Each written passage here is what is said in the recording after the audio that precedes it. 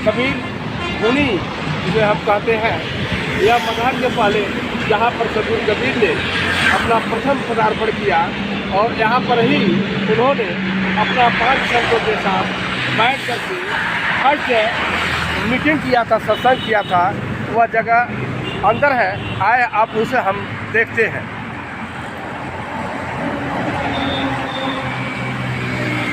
ये देखें, अब अंदर हम प्रवेश कर रहे हैं जहाँ पर सदगुरु कबीर साहब की या 5 संतों की जो धुनी है वो धुनी की ओर हम बढ़ रहे हैं। तो वह धुनी किस रूप में यहाँ पर आज भी स्थापित है, जहाँ पर लोगों की आस्था और श्रद्धा की भावना के प्रतीक के रूप में यह स्थान आज रखा गया है। तो आज हमें देखते हैं कि इस कबीर धुनी के स्थली पर अपना जो है यहाँ पर आज भी आए दिन हमारे संत लोगों का और भक्तों का एक दर्शन होता है। और इस दर्शनीय स्थल पर हम बैठ करके कबीर साहब के विचारों को हम श्रवण करते हैं।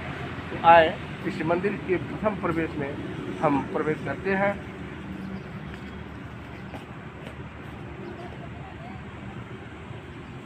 ये देखें, यहाँ पर सदगुरु कबीर की जो प्रथम सत्संग हुआ था, उस सत्संग में गुरु रविदास, कबीर साहब, गुरु नानक देव, संत केसर दास और गंभीर नाथ, गोरखनाथ जिसे हम शब्द से प्रयोग करते हैं, वह यहाँ पर उनकी फर्स्ट सत्संग हुआ था।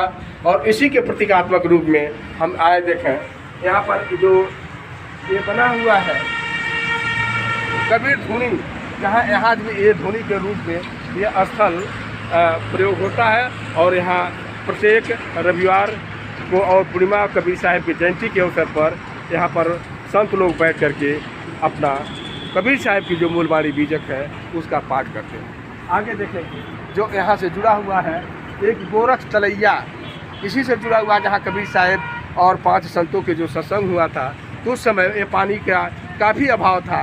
तो उस समय बैठे हुए जो गोरखनाथ अर्थात गंभीर नाथ महाराज से हमारे संतों ने कहा कि यहाँ पानी की व्यवस्था चाहिए। तो उन्होंने पैर के अंगूठे से दबाया और पानी का फुब्बारा निकला।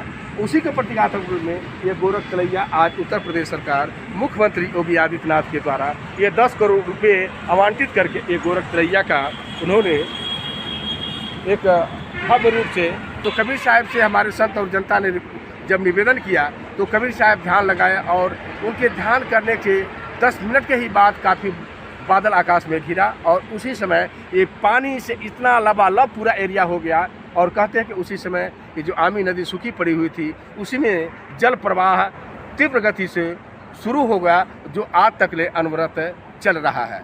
अब इसके बाद हम मगहर चलेंगे जहाँ पर कबीर साहब की वो समाधि स्थली बनी हुई है। अब उसके विषय में हम वहाँ आपको इस संदर्भ में जानकारी देंगे।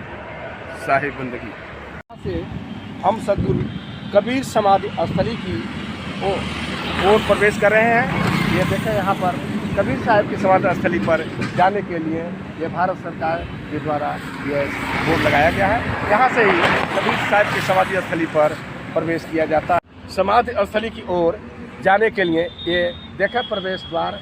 अब यहाँ से ही कबीर साहब का जो समाधि स्थली है उनका परिसर यहाँ से प्रारंभ होता है।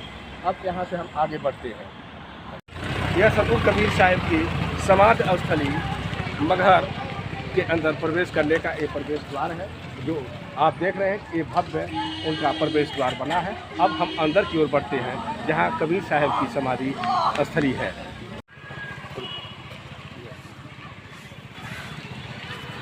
सदगुरु कबीर साहब की जो समाधि स्थली है उसके सीधे प्रवेश द्वार के सामने कबीर साहब की एक आदमकद की बड़ी सी प्रतिमा 1997 में जब उत्तर प्रदेश से मुख्यमंत्री मायावती जी थी, उन्होंने अपने शासनकाल में कबीर साहब का यह एक स्मारक के रूप में एक भव्य मूर्ति का उद्घाटन किया। अब इसके चंद कदमों के आगे कबीर साहब की समाधि स्थली है, जहां हम आगे बढ़ रहे हैं।